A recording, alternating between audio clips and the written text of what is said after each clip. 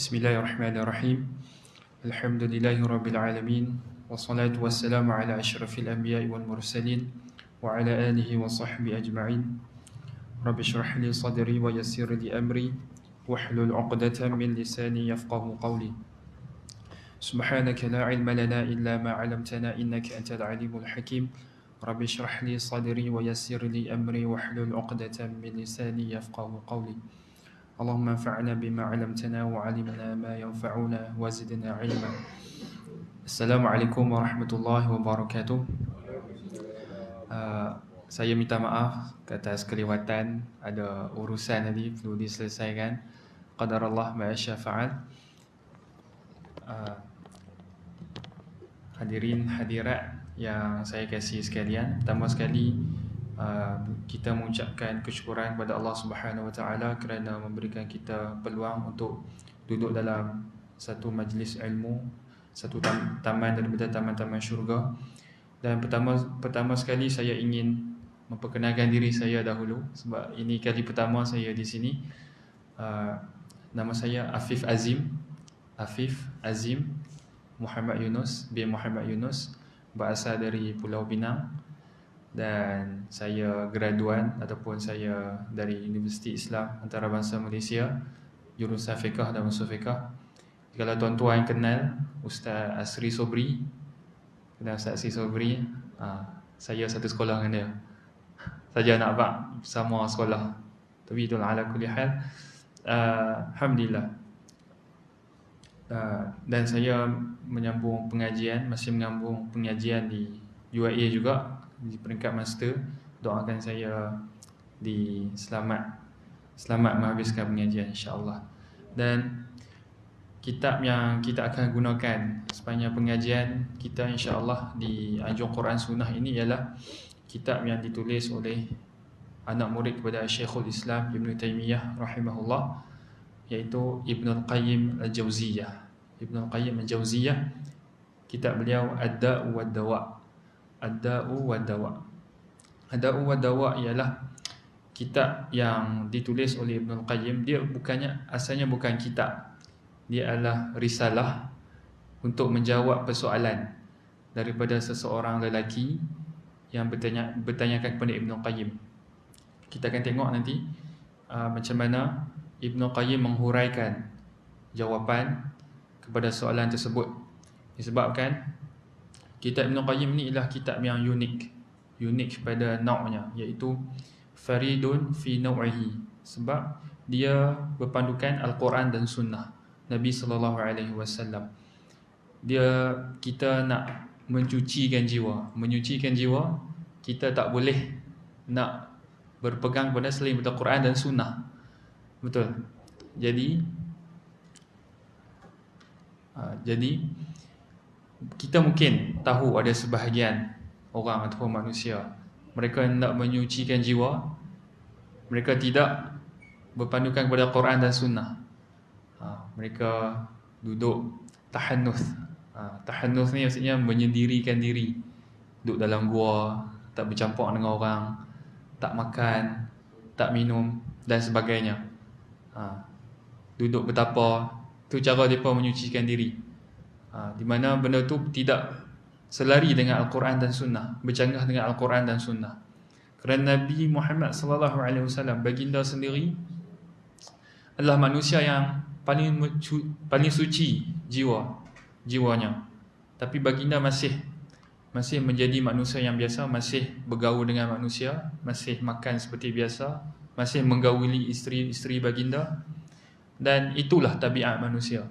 Kalau ada seseorang manusia, dia menjangkaui ataupun melangkaui tabiat yang Allah telah tetapkan kepada dia, dia telah menjadi bukan manusia lah.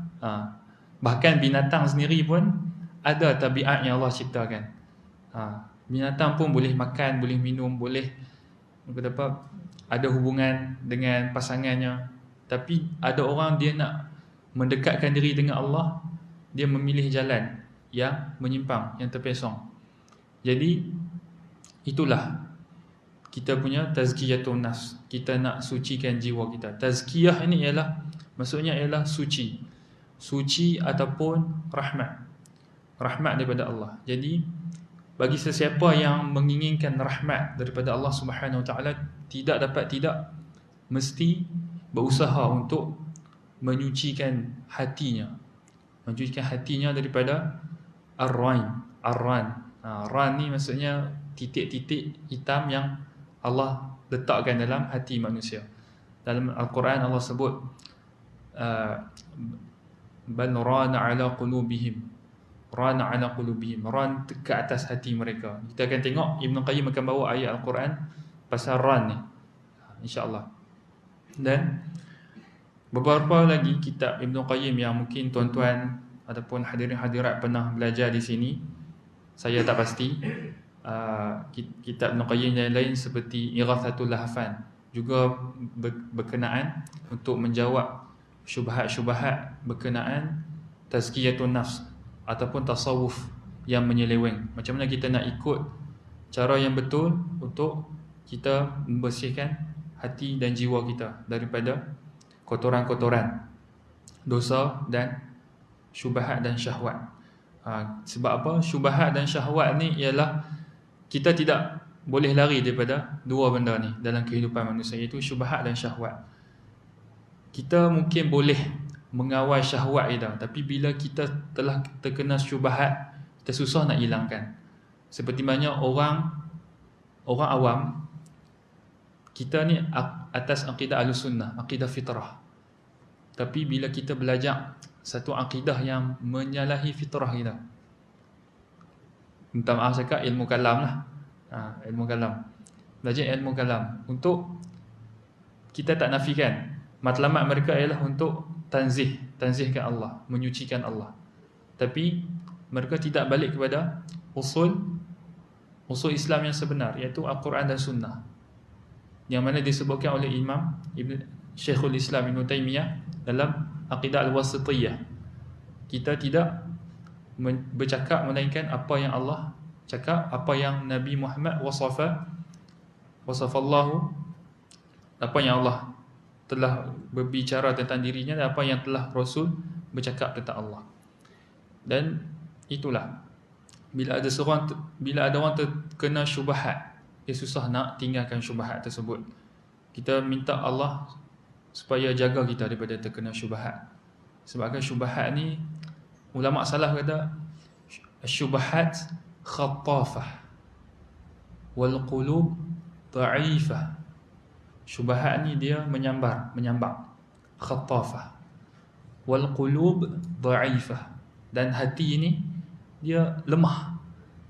Hati kita lemah. Jadi bila terkena syubhat, nak buang tu susah. Berbanding dengan syahwat kita boleh tinggalkan slowly, pelan-pelan. Tapi syubhat sangat susah walaupun kita cuba pelan-pelan. Tengoklah macam mana Imam ilmu kalam ataupun mutakallimin seperti Ar-Razi, Imam Fakhruddin Ar-Razi, ataupun Imam Haramain Al-Juwaini, di mana di hayat mereka bertaubat daripada akidah ilmu kalam, disebabkan mereka sedar apa yang mereka berpegang selama ni tidak berlandaskan akidah Ahlussunnah wal Jamaah, Al-Quran dan Sunnah yang sebenar. Jadi itulah, kita nak keluar daripada syubhat ni, pertama sekali kita jangan dengarlah syubhat. Kita jangan dengar dan kita jangan baca. Melainkan level kita ni macam kita akidah kita pun dah settle, dah selamat, kita boleh nak dengar untuk kita counter ataupun kita balas balik, kita rad balik. Tapi kalau kita dah kena, susah nak buang. Itulah. Jadi tu berkenaan syubhat. Yang Ibn Qayyim nak sebutkan dalam kitab ni ialah berkenaan dengan syahwat manusia. Lebih-lebih lagi syahwat kemaluan manusia, di mana Nabi SAW dalam satu hadis Nabi sebutkan, ana dhamin, aku beri jaminan kepada orang yang boleh menjaga di antara dua bibirnya dan di antara dua kakinya. Dua bibir kita itu lisan, lidah kita. Dua kaki kita ialah kemaluan kita. Nabi beri jaminan akan masuk syurga orang yang menjaga kedua-dua ni. Jadi itulah sebabnya Ibn Qayyim menulis kitab Ad-Da' wa Dawa, di mana kita tengok Ibn Qayyim dia mendapat soalan. Kita akan tengok. Bismillahirrahmanirrahim. Qala musannif rahimahullahu ta'ala wa nafa'ana bi'ulumihi fid dharain amin. Bismillahirrahmanirrahim. Muallif memulakan kitab beliau dengan bismillah. Bismillah ni di sini sama ada untuk isti'anah, ba isti'anah, ataupun ba musahabah, ba li musahabah. Banan Ibn Qayyim menyebutkan bismillahirrahmanirrahim memulakan dengan nama Allah. Nama ialah, isim ialah daripada kalimah as-sumu. As-sumu iaitu tinggi, naik. Jadi bila seseorang itu ada nama, maknanya dia ada kedudukan. Itulah isim. Allah ialah al-ma'bud, daripada perkataan al-ilah, al-ma'bud, di mana Ibn Abbas radhiyallahu anhu berkata, al-ilah ialah, Allah ialah dzul uluhiyyati wal ubudiyyati ala khalqihi ajma'in. Allah ialah yang mempunyai sikap sifat ketuhanan, ilah, wal ubudiyyah, dan perhambaan li khalqihi ala khalqihi ajma'in, di mana setiap makhluk ialah hamba dan bernyerah diri kepada Allah Subhanahu wa taala. Itu yang disebutkan oleh Ibnu Abbas radhiyallahu anhuma. Ar-Rahman. Ar-Rahman ialah nama Allah yang terbina atas isim fa'lan. Fa'lan maksudnya ada banyak. Fa'lan maksudnya kita baca ataupun kita sebut atas wazan fa'lan ni sesuatu yang dikemuncak. Macam perkataan lain, atashan. Atashan ni dahaga yang paling dahaga. Ghadban, marah yang paling marah. Jadi Ar-Rahman, Rahman ialah yang paling belas kasihan, yang paling pemurah, maafkan saya, yang paling pemurah. Dan nama Allah Ar-Rahman tidak boleh diberikan kepada selain Allah, hanya khusus untuk Allah sahaja. Jika ada orang nama dia Abdul Rahman, kita kena panggil nama dia dengan penuh, Abdul Rahman. Kita tak boleh panggil Rahman, sebab Rahman khusus untuk Allah Subhanahu wa taala sahaja. Kita tak boleh panggil dia Man. Kita sebut secara penuh Abdul Rahman. Kalau ada orang nama Abdullah, kita tak boleh panggil lah. Kita tak boleh panggil lah, kita panggil Abdullah secara penuh. Sebab Allah dan Ar-Rahman hanya khusus untuk Allah. Jika ada seorang hamba nama dia Abdullah dan Abdul Rahman, kita kena sebut Abdullah dan Abdul Rahman secara penuh. Dan kemudian Ar-Rahim. Ar-Rahim ialah nama yang di atas wazan fa'il, iaitu rahmatnya khusus, belas kasihannya khusus untuk orang mukmin, Fa'alan dia luas, dia meliputi orang mukmin, orang muslim dan kafir. Bukan disebabkan Allah Allah belas kasihan dekat orang kafir sebab Allah cintakannya, tapi sebab Allah kesian. Allah bagi rezeki, Allah bagi umur panjang contohnya. Bukan sebab Allah sayang, tapi sebab Allah kesian dekat orang kafir.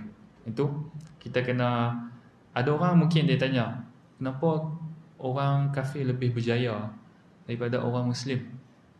Yang pertama kita cakap mungkin usaha dia lebih.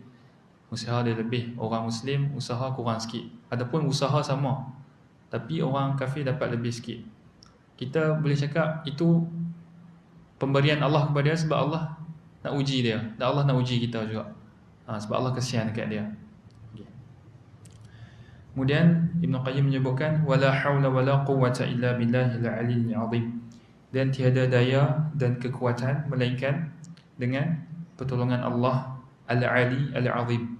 Al-Ali yakni yang maha tinggi, tinggi dari segi kedudukan dan zatnya, betul.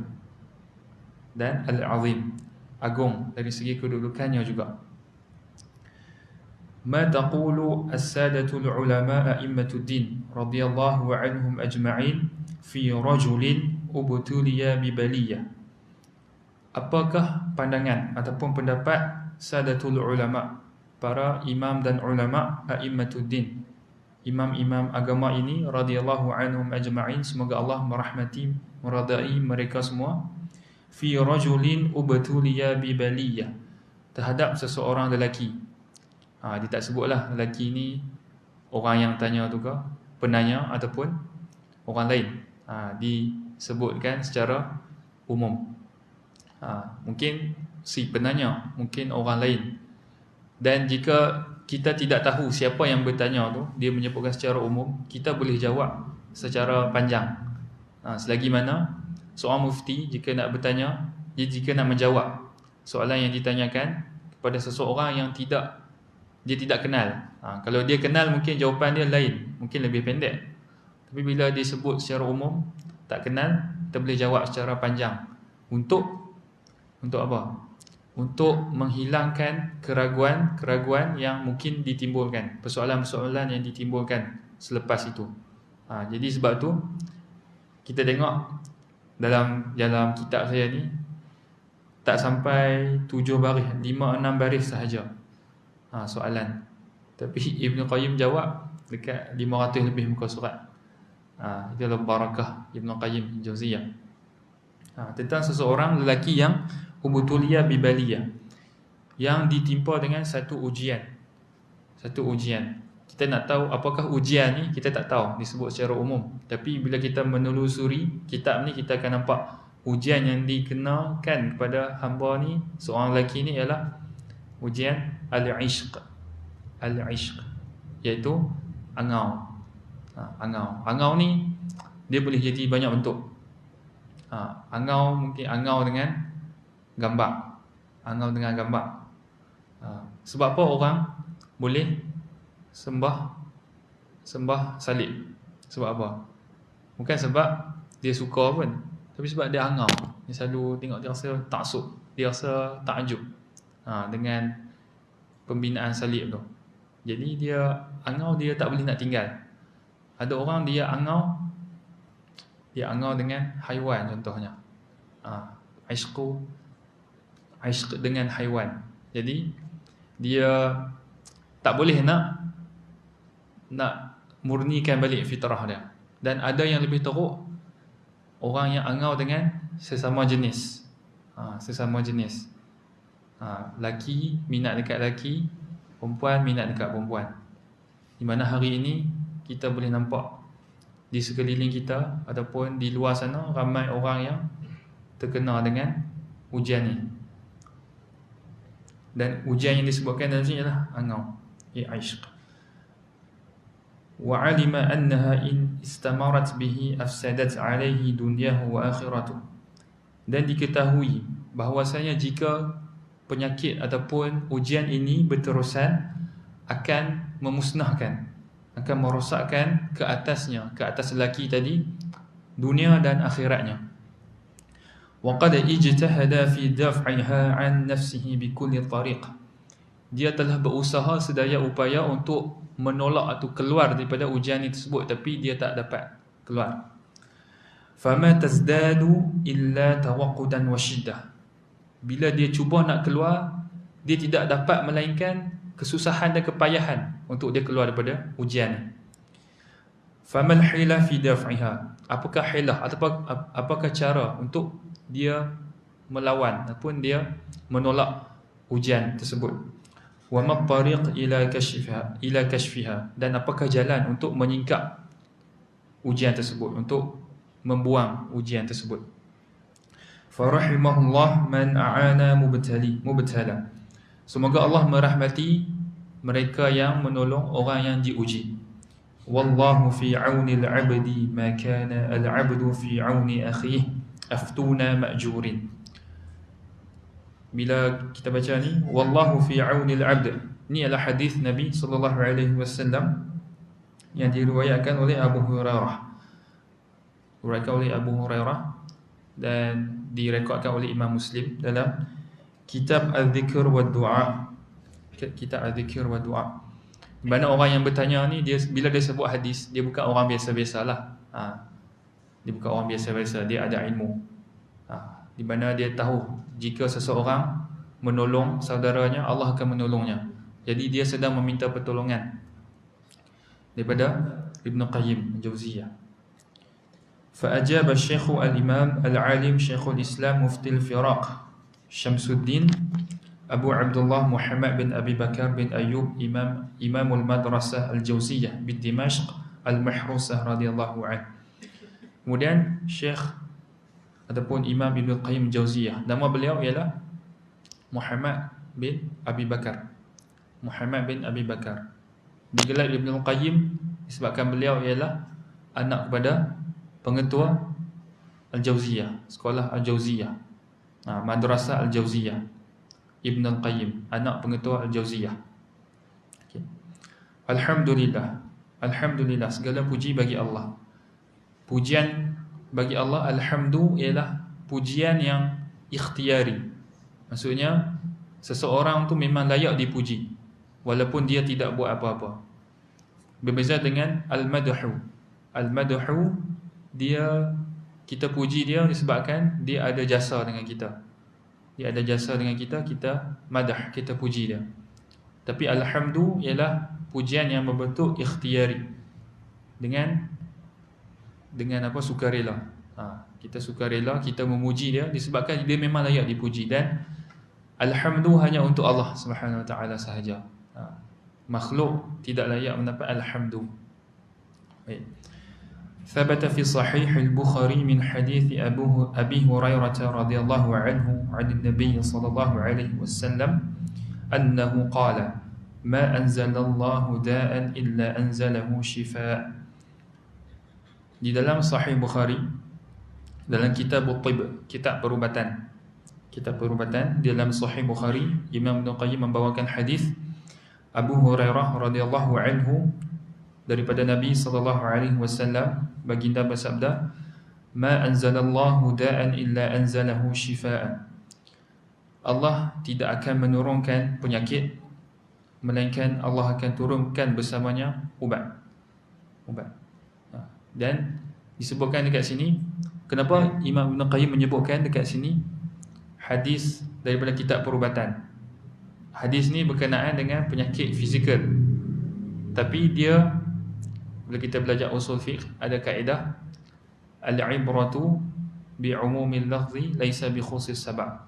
Maksudnya ibrah, iktibar tu daripada, kita ambil daripada umum lafaz, bukan khusus sebab. Contohnya ayat dalam surah Al-Mujadalah ataupun Al-Mujadilah, ayat pertama, a'udzubillahi minasyaitonir rajim, qad sami'allahu qawlan lati tujadiluka fi zawjiha wa tashtaki ila Allah wallahu yasma'u tahawurakuma. Dalam ayat ni berkenaan dengan seorang wanita, perempuan, di mana wanita tersebut nama beliau adalah Khawlah berjumpa dengan Nabi untuk mengadu berkenaan suaminya yang telah mengucapkan lafaz zihar. Tapi adakah ayat itu turun untuk Khawlah sahaja? Tidak. Ayat itu turun untuk semua orang, semua umat Islam. Jadi itulah ayat ataupun hadis yang turun disebabkan umum lafaz. Kita mengambil umum lafaz, bukan sebab yang khusus yang diturunkan. Jadi hadis ini merangkumi penyakit fizikal dan penyakit dalaman, penyakit hati. Jadi kita memerlukan, seperti mana kita memerlukan ubat bagi penyakit fizikal, kita memerlukan juga ubat-ubatan untuk penyakit dalaman kita, penyakit hati kita. Wa fi sahih Muslim min hadis Jabir bin Abdullah qala Rasulullah sallallahu alaihi wasallam likulli da'in dawa fa idza usiba dawa'ud da' bar'a bi idznillah. Dalam sahih Muslim daripada hadis Jabir bin Abdullah, beliau berkata Rasulullah sallallahu alaihi wasallam telah bersabda, setiap penyakit ada ubatnya. Jika sakit itu terkena ataupun mendapat ubatnya, akan sembuh dengan izin Allah. Di mana dalam hadis ini menyebutkan juga setiap penyakit ada ubat, dan jika ubat itu bersesuaian dengan penyakit tersebut akan terlepas. Maksudnya akan hilang penyakit tersebut dengan izin Allah. Wa fi musnad al-Ahmad min hadits Usamah bin Shuraik 'an an-nabiy sallallahu alaihi wasallam qala inna Allah lam yunzil da'an illa anzalahu shifaan 'alimahu man 'alimahu wa jahilahu man jahilah. Hadis riwayat Imam Ahmad daripada hadis Usamah bin Shuraik. Usamah bin Shuraik daripada Nabi sallallahu alaihi wasallam, sesungguhnya Allah tidak menurunkan penyakit melainkan Allah menurunkan bersamanya ubat ataupun penawar. Alimahu man alimahu, siapa yang mengetahuinya sahaja mengetahuinya, dan siapa yang jahil akannya jahil akannya. Maksudnya setiap ubat yang Allah turunkan, tidak semua orang tahu. Tidak semua orang tahu ubat tersebut apakah fungsinya. Tidak semua orang tahu. Siapa yang belajar medical ataupun ubat-ubatan sajalah yang tahu ubat ni sesuai untuk apa. Paracetamol untuk apa. Ubat kecil manis ubat apa. Siapa yang tahu? Siapa yang belajar saja dia tahu. Pada zaman Nabi, siapa yang paling banyak tahu berkenaan ubat-ubatan Nabi? Siapa? Aisyah, betul. Sebab Aisyah banyak jaga Nabi masa hujung hayat Nabi nak wafat. Banyak orang dari luar Madinah merawat Nabi. Jadi Aisyah riwayatkan dia tahu berkenaan ubat-ubat. Maksudnya nak katanya penting untuk kita ada satu kelompok untuk menunaikan fardu kifayah daripada kalangan umat Islam untuk belajar berkenaan ubat-ubatan. Tapi dekat sini bukan sekadar ubat-ubatan fizikal sahaja, ubat-ubatan yang merawat penyakit hati kita. Dan ubat-ubat yang merawat penyakit hati kita ni tidak semua Muslim kena tahu. Berbanding dengan ubat-ubatan fizikal. Wa fi lafdhin inna Allah lam yada' da'an illa wada'a lahu shifaan aw dawa'an illa da'a wahida. Qalu ya Rasulullah ma huwa? Qala al-haram. Qala Tirmidzi hadha hadith hasan sahih. Pada lafaz yang lain, Allah Subhanahu wa taala tidak menurunkan penyakit melainkan diturunkan bersamanya penawar dan ubat, kecuali satu penyakit sahaja. Para sahabat bertanya, ya Rasulullah ma huwa? Apakah penyakit tersebut? Rasulullah menjawab, al-haram, iaitu penyakit tua. Tua dah tak boleh balik, mudah balik lah. Kalau orang tu macam saya, kulit gelap, nak putih boleh putih lagi. Nak putih boleh putih lagi, nak kalau badan gemuk boleh kurus. Tu penyakit lah tu. Gemuk boleh kurus. Kalau kecil manis ada ubat dia. Ada kanser mungkin ada ubat dia juga. Tapi kalau kanser yang kritikal tu wallahu a'lam mungkin tak boleh diselamatkan. Tapi kalau tua ni tak boleh lah nak kembali ke muda balik. Kalau janggut dah putih, rambut dah putih, tak boleh nak kembali hitam, melainkan kena bubuh inai lah. Sebab saya ada family saya, rambut dah putih, dia bubuh inai untuk nampak muda. Di mana benda tu dilarang lah. Dilarang, ditegah oleh Nabi SAW. Sebab dia menyerupai orang yang muda. Dia tak boleh bezakan mana orang yang muda, mana orang yang berusia, orang yang dah tua. Ini tak bagi kita, siapa yang dah berubah rambut ataupun bulu tu dah putih, tak boleh nak ubah dah. Walaupun cuba untuk pakai produk apa pun tak boleh. Dilarang oleh Nabi sallallahu alaihi wasallam. Wa hadha ya'ummu adwa'ul qalbi wa ruhi wal badan wa adwiyataha. Dan hadis-hadis yang disebutkan ini merangkumi penyakit hati, penyakit roh dan penyakit badan, dan apakah ubat-ubatnya ataupun penawar-penawarnya. وقد جعل النبي صلى الله عليه وسلم الجهل داء وجعل دواءه سؤال العلماء. Nabi SAW beritahu kita bahawa ubat kepada jahil ni ialah bertanya.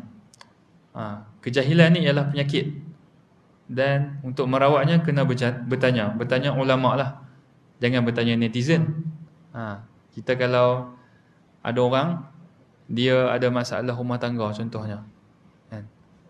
Dia ada masalah rumah tangga, dia up status dekat Facebook, minta pandangan netizen nak buat apa. Sepatutnya dia kena tanya orang yang lebih alim lah, ataupun pakar. Jumpa kaunselor, jumpa orang yang berpengetahuan. Jangan minta pandangan daripada orang yang kita tak kenal di media sosial. Apa-apa masalah berkenaan dengan hidup kita, sila salurkan kepada saluran yang betul. Media sosial bukanlah tempat untuk kita meluahkan segala permasalahan hidup, kerana itu akan menambah lagi permasalahan hidup seseorang hamba, seseorang tersebut. Jadi yalah, ramai orang dia mungkin dia dah cuba berbagai cara, tapi yalah, apa ujian dalam hidup dia tu. Sebab tu pentingnya berdoa. Kita akan tengok betapa bermanfaatnya doa kepada seseorang mukmin, yang akan dibawakan oleh Ibn Al-Qayyim dalam kitab. Farawa Abu Dawud fi sunanihi min hadith Jabir bin Abdullah qala kharajna fi safarin fa asaba rajulan minna hajar fashajjahu fi ra'sihi thumma ihtalam فسأل أصحابه فقال هل تجدون لي رخصة في التيمم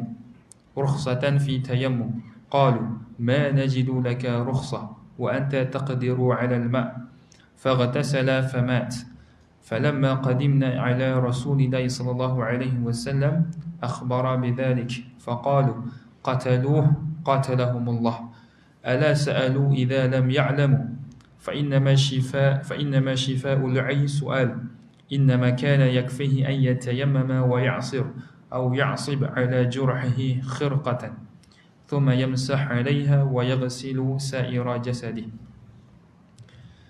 Dalam satu hadis, ada sahabat pergi musafir. Kemudian dalam pemusafiran tu, seorang sahabat daripada kalangan sahabat-sahabat Nabi sallallahu alaihi wasallam terkena hajar, terkena ditimpa batu atas kepala dia.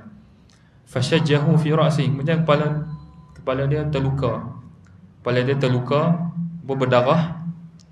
Thumma ihtalam, kemudian pada malam tu dia tidur, dia mimpi basah. Dalam keadaan kepala dia cedera, luka. Fasa'ala ashabah, kemudian dia tanya, aku dah mimpi basah, apa yang patut aku buat? Dia tanya sahabat-sahabat yang lain. Faqala, kemudian ada seorang sahabat tanya, hal tajiduna li rukhsatan fi tayammum. Kemudian sahabat tadi dia tanya, adakah kamu mendapati bagi aku ni rukhsah untuk aku tayammum, sebab aku tak boleh kena ayak kat kepala aku. Qalu ma najidu laka rukhsah, mereka berkata kami tidak mendapati bagi kamu rukhsah. Sebab mungkin mereka nampak luka dekat kepala dia ni mungkin luka kecil, yang ringan, yang tidak memudaratkan. Kemudian mereka bagi fatwa, hang tak ada rukhsah untuk hang kena guna air juga untuk mandi. Wa anta taqdiru 'ala al-ma', sebab hang boleh guna air untuk mandi. Faghtasal, kemudian dia mandi. Famat, kemudian dia mandi, lepas tu dia mati. Famat, faghtasal, kemudian dia mandi. Famat, bila ada huruf fa, maksudnya benda tu jadi serta-merta. Famat. Falamma qadimna 'ala Rasulillah sallallahu alaihi wasallam akhbara bidzalik, kemudian kami pulang bertemu dengan, ataupun kami jumpa dengan Rasulullah sallallahu alaihi wasallam, memberitahu berkenaan perkara tersebut. Kematian sahabat yang mandi disebabkan kepala dia berdarah tu. Nabi cakap, qataluh, mereka telah membunuhnya. Qatalahumullah, semoga Allah membunuh mereka. Ni Nabi yang cakap. Kita kalau orang cakap dekat kita, hang ni habis hidup hang, hang ni dah tak ada harapan ni, tu pun kita dah rasa cuak. Macam mana Nabi sendiri cakap mereka telah bunuhnya dan Allah akan membunuh mereka. Ala sa'alu idza lam ya'lamu, tidakkah boleh depa tanya kalau depa tak tahu? Kalau tak tahu, tak boleh ke depa tanya? Kenapa nak berfatwa tanpa ilmu juga kan? Fa inna ma shifa'ul 'ai as-su'al. Sesungguhnya ubat bagi kebodohan ni ialah bertanya. Inna ma kana yakfihi an yatayammama wa ya'sura. Sesungguhnya ataupun hanya saja bagi lelaki tadi yang meninggal tadi, kan, cukup untuk dia bertayamum, kemudian dia membalut lukanya dengan satu ataupun sehelai kain, sehelai kain, khirqatan, thumma yamsah 'alaiha, kemudian dia dia sapu air atas balutan tersebut. Wa yaghsilu sa'ir jasadi, kemudian dia basuh seluruhan jasad dia macam biasa, badan dia macam biasa. Maksudnya Nabi bagi jalan keluar. Tapi benda tu dah jadi dah lah. Nabi bagi jalan keluar untuk selepas-lepas ni. Selepas ni. Tapi hadis ni nak bagi tahu kebodohan ni tidak kena bertanya. Macam mana kita nak tanya? Kita kena hadiri majlis ilmu lah. Kita tak boleh lah nak tanya ChatGPT. Sebab sekarang tanya ChatGPT, mungkin boleh bagi jawapan. Tapi teknologi ni dia tak sama dengan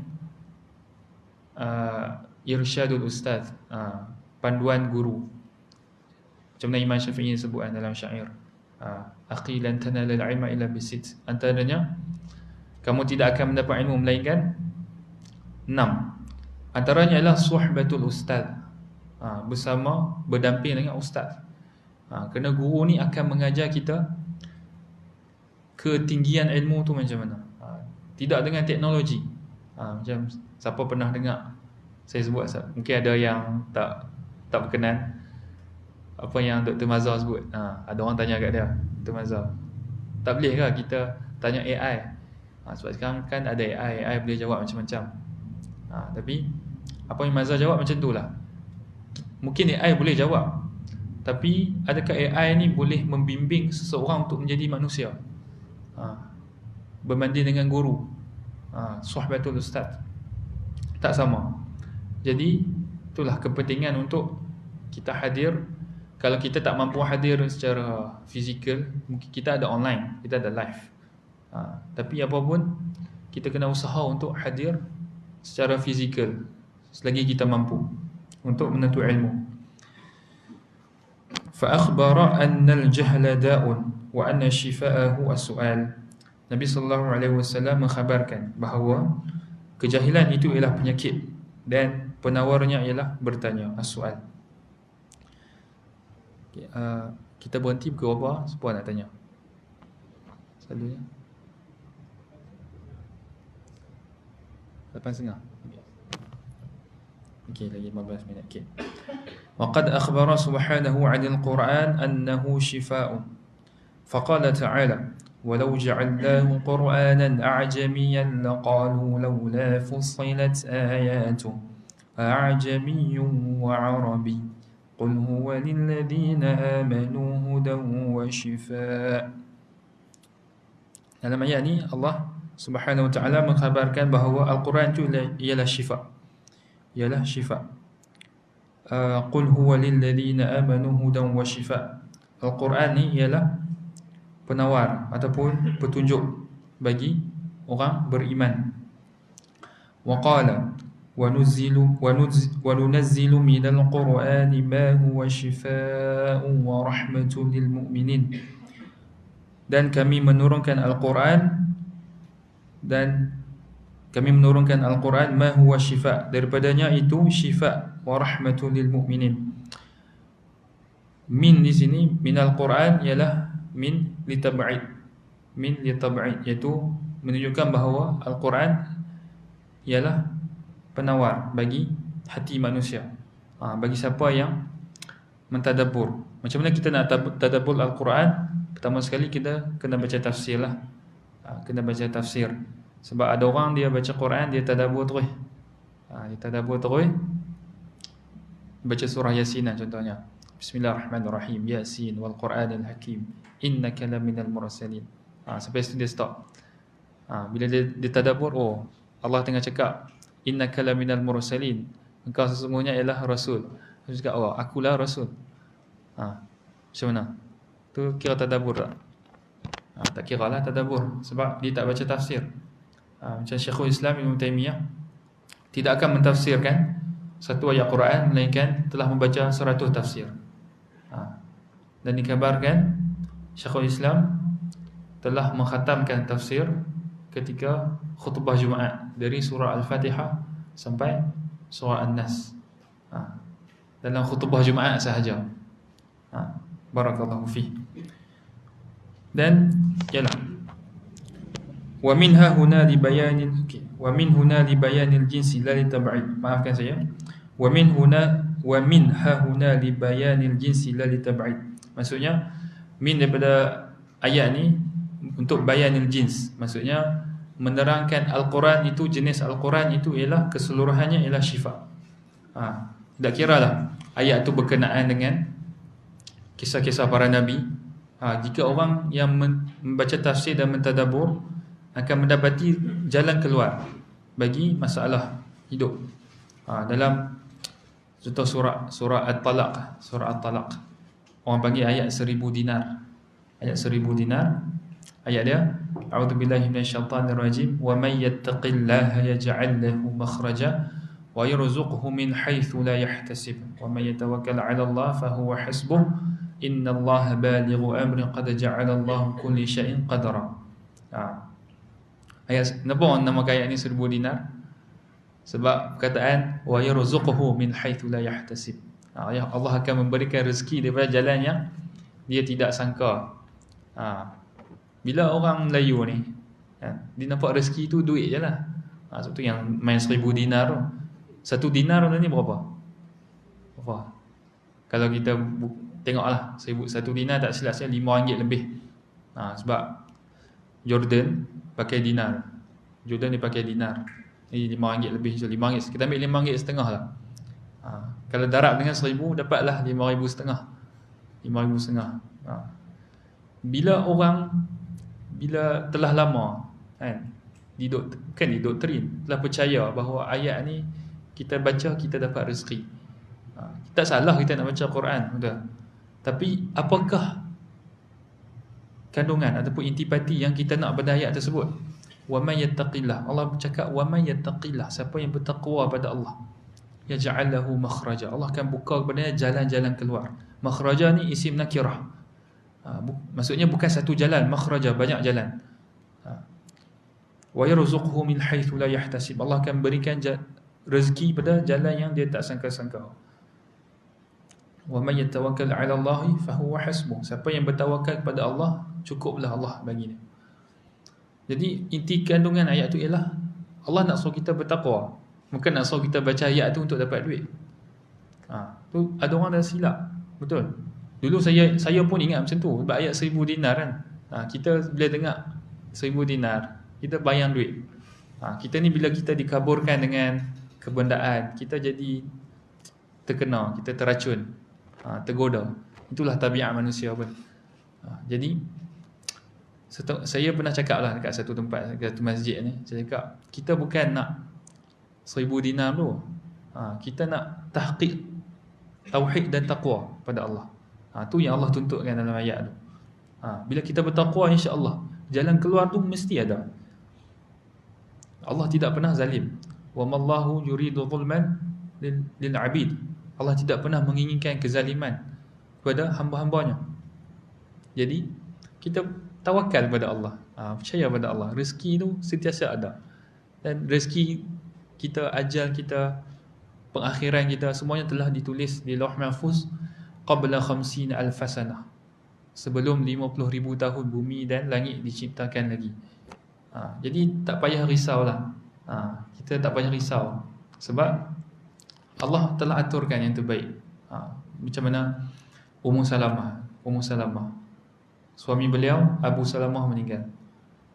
Kemudian Nabi bagi satu doa. Hafal doa tu? Ummu Salamah, hadis riwayat Ummu Salamah tu, Nabi bagi doa, Allahumma ajurki fi musibatik wa khlif laki khairan minha. Maksudnya Nabi bagi solution. Jika kamu dikena musibah, doa supaya kamu diberikan pahala atas kesabaran dan minta Allah gantikan dengan lebih baik. Sebab kita kalau terkena ujian, kita tak boleh nak contoh ada manusia dia bertunang, dia putus tunang, dia rasa pengakhiran hidup dia dah sampai. Dia bila dia baca, dia amalkan, dia tengok doa ni, Allah akan gantikan yang lebih baik. Sebab tidak ada sesuatu yang Allah ambil daripada kita, melainkan Allah ganti yang lebih baik. Betul.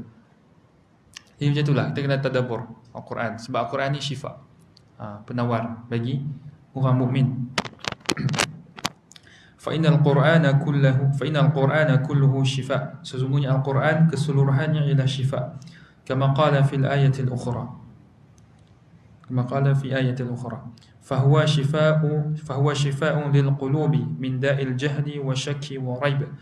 Falam yanzilillahu subhanahu wa ta'ala minas sama'i shifa'an qad a'amu wa la anfa'u wa la a'zamu wa la anja' fi izalati da' minal Qur'an.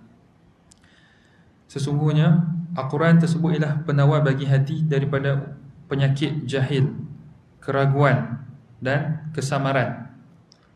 Dan Allah Subhanahu wa ta'ala tidak menurunkan daripada langit sesuatu penawar yang lebih mujarab, yang lebih holistik, berbagai bahasa bombastik sikit, lebih menyeluruh, lebih bermanfaat, lebih agung, lebih hebat daripada Al-Quran untuk menghilangkan penyakit hati dan penyakit fizikal juga. Ada tak ubat untuk penyakit fizikal dalam Quran?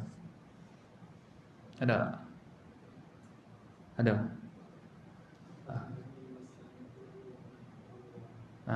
Contohnya ayat Rabbi massani yadhurru anta arhamur rahimin.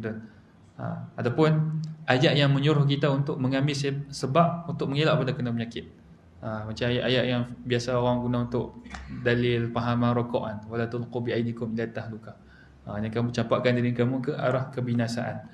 Itu antara dalil-dalil untuk kita tidak mengambil sebab untuk kita kena penyakit. Dan itulah bila kita tadabbur, kita baca tafsir, kita tadabbur, kita akan ada satu fiqh, kefahaman bahawa Al-Quran ni memang betul-betul ubat untuk penyakit fizikal dan rohani. Okay. Saya rasa kita berhenti dekat setakat ni dulu. Kalau ada apa-apa soalan sebelum kita habis. Ya, saya. Betul.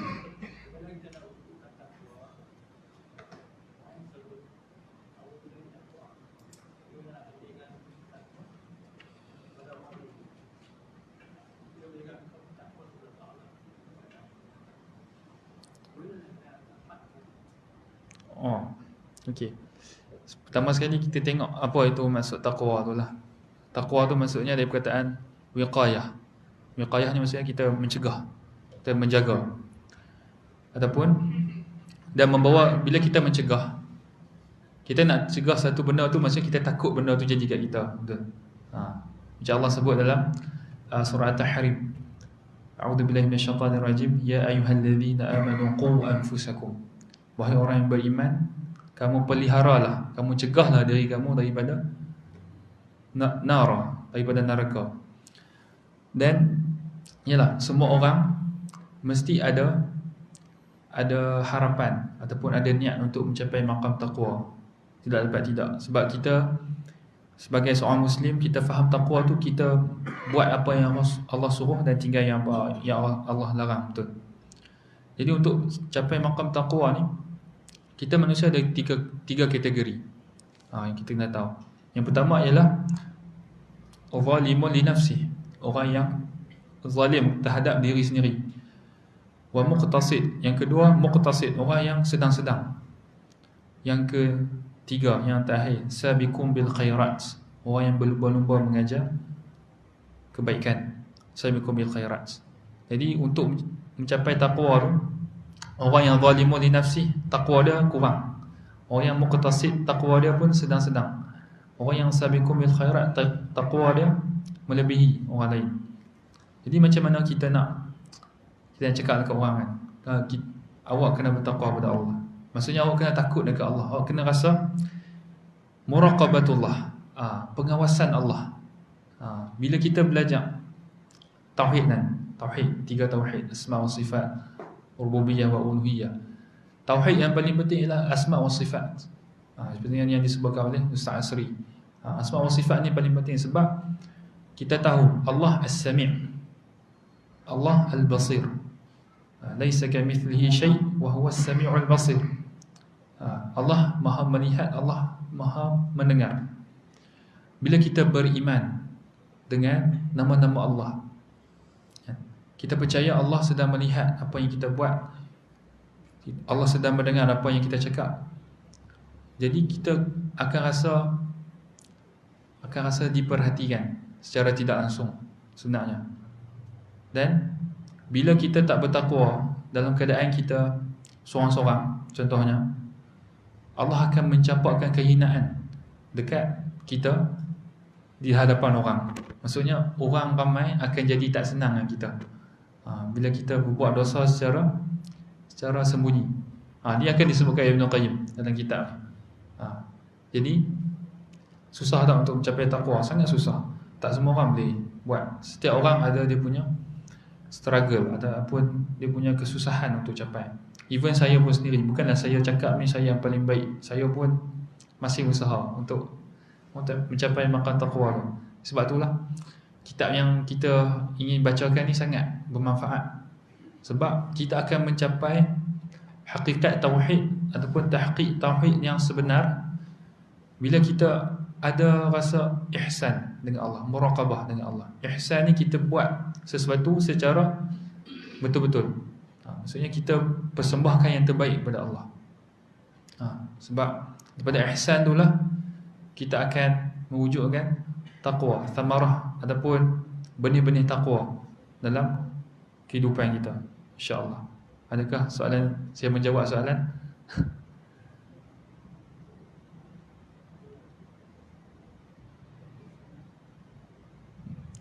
Ada soalan lain ke? Tak ada.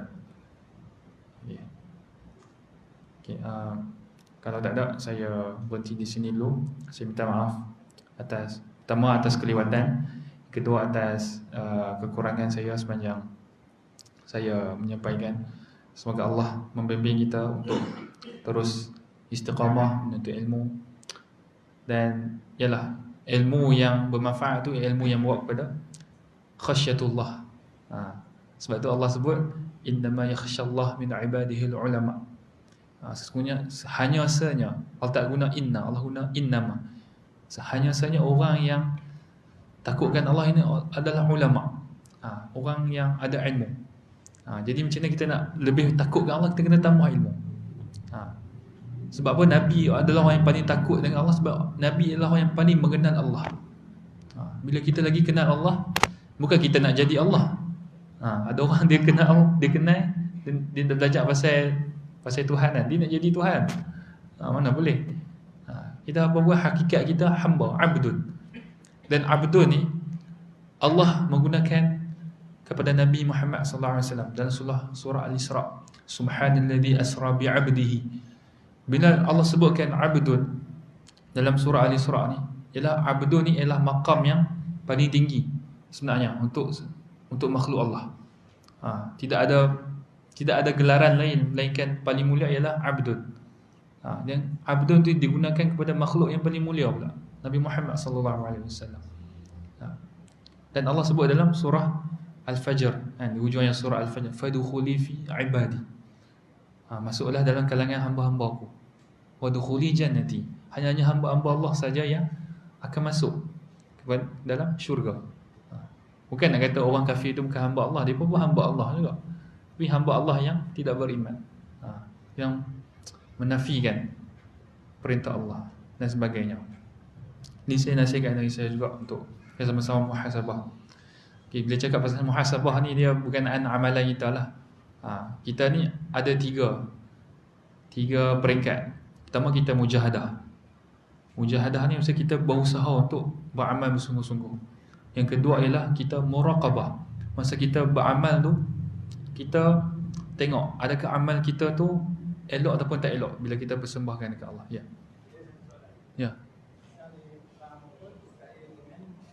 Ha.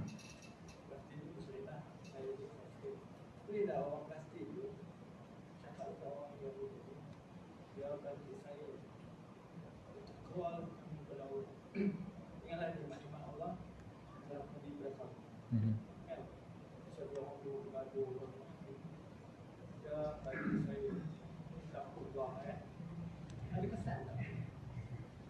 Okey. Uh, untuk kita bertakwalah kepada Allah, kepada Bani Israel dan orang Yahudi sekarang, kita kena tengok mereka tu betul-betul Yahudi yang betul-betul beriman dengan Allah. Kalau mereka beriman dengan Allah, mereka takkan buat tindakan macam mereka buat sekarang. Tu Yahudi yang betul-betul beriman dengan Allah. Dan jika kita membuat tindakan macam kita menyuruh mereka kita cakap takwa pada Allah, kita telah melakukan sebab. Kita melakukan sebab. Dan sudah semestinya, of course, mereka nak rasa mereka yang betul. Betul tak? Kita sebagai orang Islam, kita rasa agama kita betul. Macam itulah orang yang bukan Islam pun, mereka rasa mereka betul. Jadi kita tengok Yahudi sekarang ni bukanlah Yahudi macam dahulu. Even Yahudi memang tak pernah serik.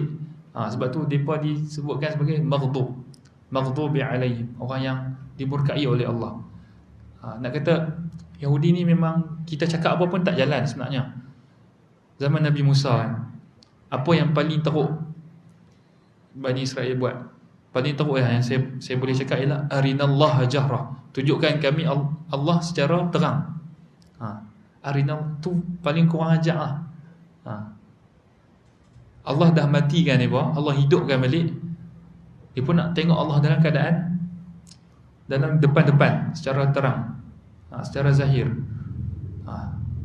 Jadi apa yang kesimpulannya, kalau kita cakap dengan orang keras kepala memang tak boleh lah. Sebab bila-bila tak jalan. Tapi sebagai tugas orang Muslim, mukmin, kita kena lakukan tugas kita untuk menasihat, menginginkan kebaikan. Sebab kalau kita buat macam mana pun mereka tak mau ubah, itu bukan salah kita lagi. Kita dah lepaskan tanggungjawab. Dan apa pun kita ingat janji Nabi dalam hadis berkenaan fitan akhir zaman ni benarlah.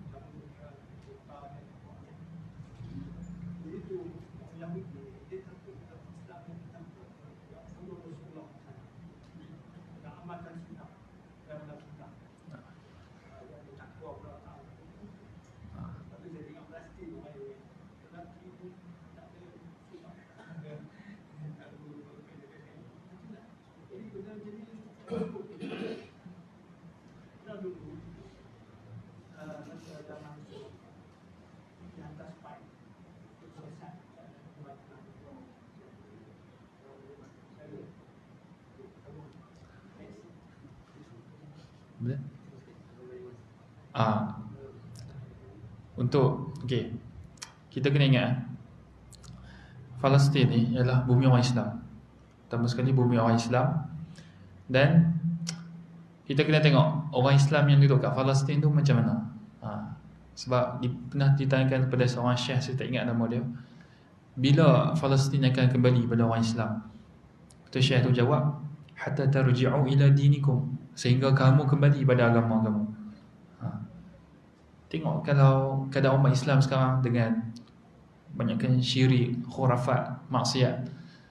Maksiat tu memang kita tak boleh elak ataupun kita cuba kurangkan. Tapi bila dah berlaku syirik dalam kalangan umat Islam, macam mana Allah nak bagi kemenangan dekat umat Islam?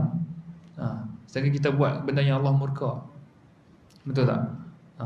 Jadi Wallahu a'lam, saya tidak tahu hal ehwal di Palestin macam mana. Mungkin ada orang yang geng-geng yang macam geng-geng tarim, saya tak tahu, mungkin ada.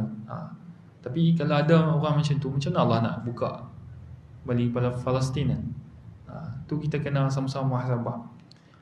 Dan kita kena, yang paling penting, tugas kita sekarang dekat sini lah, kita doa je lah, qunut nazilah, jangan tinggal. Inilah sunnah Rasulullah. Sebab Rasulullah tidak pernah meninggalkan qunut nazilah sehingga terhentinya balak pada orang Islam. Tu kita kena ingat. Kita mungkin boleh sumbang duit, tapi yang paling bermakna pada orang Palestin sekarang ialah doa lah. Ad-du'a silahul mu'min wa imaduddin wa nurus samawati wal ard. Doa ialah senjata orang mukmin. Orang Yahudi, mereka boleh doa lah. Doa bukan senjata mereka. Senjata mereka ialah senapang lah. Tapi senjata kita ni Allah yang bagi, iaitu doa. Jadi jangan putus berdoa, insya-Allah. Aqulu qawli hadha wa astaghfirullahal azim li wa lakum. Assalamualaikum warahmatullahi wabarakatuh.